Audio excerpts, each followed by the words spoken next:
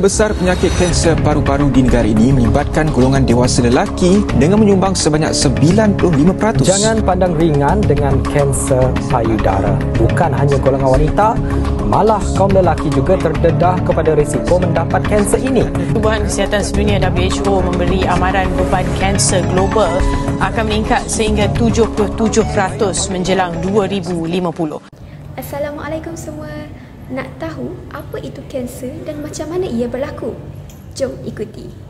Kanser ialah penyakit yang terjadi kerana pertumbuhan sel yang tidak terkawal. Kebiasaannya sel membahagi dan mati mengikut keperluan tubuh badan. Tetapi dalam sel kanser, sel-sel terus membahagi tanpa henti dan membentuk ketulan ataupun tumor. Tumor ini boleh menjadi benignan, iaitu tidak berbahaya, atau malignant, kanser yang boleh merebak ke bahagian tubuh yang lain. Kerosakan atau perubahan dalam bahagian genetik sel oleh faktor persekitaran ataupun dalaman kadang-kala juga mengakibatkan sel yang tidak mati dan berterusan dengan membiak sehingga menjadi sel kanser ataupun tumor berkembang. Kebanyakan kematian berkaitan kanser adalah disebabkan oleh sel malignan metastasis yang menembusi sistem peredaran darah dan membentuk koloni di bahagian lain badan. Kemajuan besar telah dibuat, tetapi kanser adalah punca utama kematian di bawah umur 85 tahun.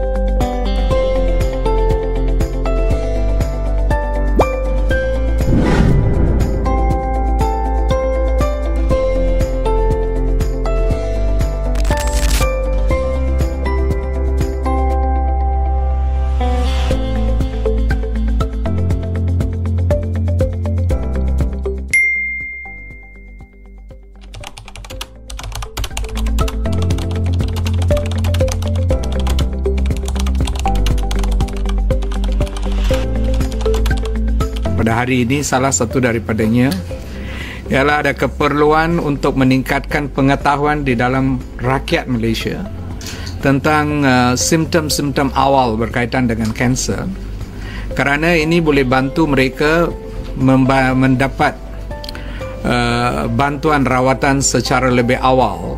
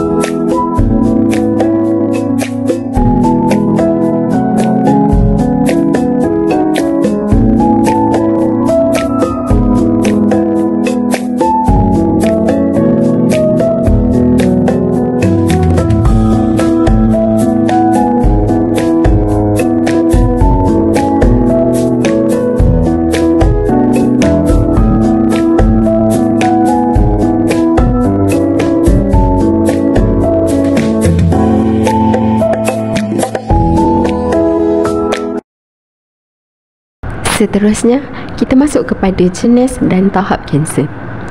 Kanser mempunyai pelbagai jenis.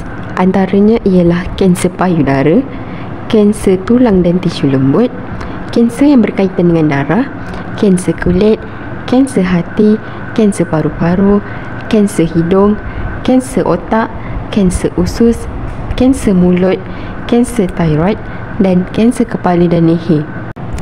Setiap kanser mempunyai tahap, iaitu pada tahap kosong, kanser masih di tempat asal dan belum merebak. Tahap 1, kanser bersaiz kecil dan belum merebak.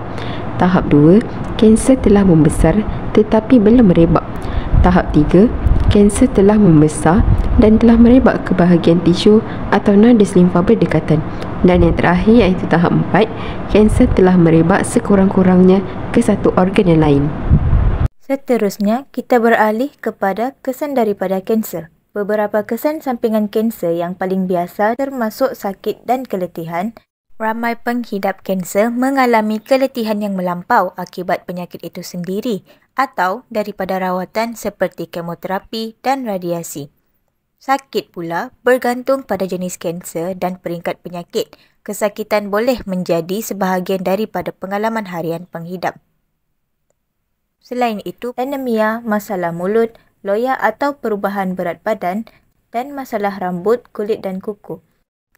Selain kesan fizikal, kanser juga boleh menjejaskan mental. Diagnosis kanser boleh menjejaskan kesihatan mental seseorang. Ia juga boleh menjejaskan kesihatan mental keluarga dan penjaga mereka.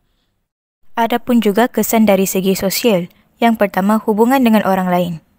Kanser boleh menjejaskan hubungan dengan pasangan, keluarga dan rakan.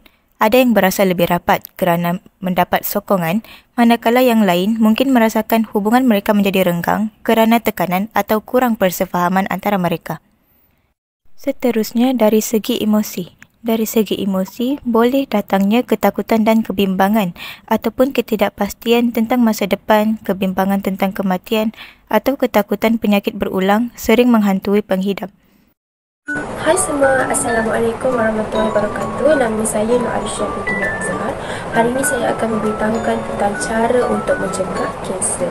Risiko berdapat kanser dipengaruhi oleh pelbagai faktor seperti faktor genetik, pilihan gaya hidup dan persekitaran. Kebiasaannya sukar untuk kita mengetahui seorang itu apa punca berlakunya kanser. Ada cara untuk mengurangkan faktor risiko kanser anda. Yang pertama ialah jangan merokok atau mengambil bahan dari tembakau. Seperti yang diketahui, merokok adalah sangat berbahaya dan memberi kesan yang negatif terhadap diri sendiri dan orang sekeliling. Yang kedua ialah amalan gaya hidup sihat. Kita perlulah mengamalkan gaya hidup sihat supaya tubuh badan kita sentiasa sihat, cerdas dan sentiasa bertenaga. Jadikan amalan gaya hidup sihat ini sebagai rutin harian kita supaya dapat menyihatkan lagi tubuh badan. Yang ketiga adalah amalkan pemakanan yang betul. Kunci menjadi sihat adalah menjaga pemakanan dan mengambil pemakanan yang betul. Oleh itu, pelbagai cara untuk mencegah kanser anda dan mengurangkan risiko kanser anda. Mari kita bersama-sama untuk mencegah kanser. Assalamualaikum. Assalamualaikum. Saya Nuria binti Mari dari Diploma Pendidikan Pengajar Islam Siap 4. Hari ini saya nak membuat lakat tentang penyakit kanser. Faktor dan punca terjadinya penyakit kanser ni. Nursyada binti Linggam, kos Ijazah Sarjana Muda Pengujian Pendidikan Islam semester 4. Kanser ni salah satu penyakit yang memang faktor dia sangat tinggi. Salah satu dia macam kanser cervix, kanser hati, kanser buah pinggang dan sebagainya. Jadi saya tahu dan saya faham punca-punca. Salah satu dia pemakanan, penjagaan pemakanan. Contohnya, cara kita menjaga makanan itu macam mana? Kan kita kena ikutlah. Contohnya aras-aras dia ada apa tu piramid makanan kan, macam atas tu lemak, protein, vitamin, karbohidrat. So kesemua piramid yang saya cakap tu dia kena seimbang lah. Bila salah itu tidak seimbang dan secara berlebihan tu juga boleh jadi punca kepada kanser itu sendiri. Okey, kanser secara umum je. Okey. Bismillahirrahmanirrahim. Okey, saya Cik Liana binti Abdul Latif, umur 30-an. Okey, jadi bagi pendapat saya, okey, kanser ni dia adalah satu penyakit. Bila kita kata penyakit, bermakna dia ada mendatanglah, sesuatu yang mendatang. Maksudnya dilihat kepada proses di mana kita punya proses pemakanan seharian. Okey, dia tidak berlaku secara tiba-tiba. Okey, dia ada punca dia. Jadi bila kita kata tentang punca, bagaimana kita membesar pemakanan kita sehinggalah kita dihidapi kanser tersebut. Okey, jadi kita lihat kepada kalau ada dalam Al-Quran kan dikata makanlah makanan yang baik. Okey, bermakna bila Allah kata makanan yang baik, bermakna Allah nak kita jaga kesihatan. Betul. Okey, bila Allah kata kita ke kesihatan, jadi bila kita dapat tahu kita diserang penyakit, kita kena reflect balik diri kita. Okey, kita lihat macam mana pemakanan kita. Adakah kita makan benda-benda yang segar, okey, ataupun kita makan benda-benda yang dah diproses. Okey. Jadi bagi Ustazah, kita kena lihat balik kepada bagaimana kita punya pola pemakanan. Okey, kita akan lihat kepada, kan kita ada piramid. Okey, piramid makanan kan. Maksudnya kita akan utamakan makan makanan yang kata Allah cipta. Okey, bila Allah kata Allah cipta, makan makanan yang baik kan. Maksudnya itulah benda yang boleh memberi kesihatan yang baik untuk kita. Okey.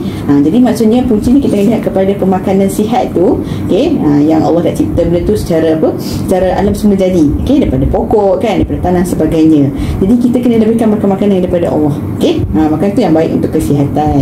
Jadi kita akan balik semula kepada kita punya corak pemakanan dalam seharian.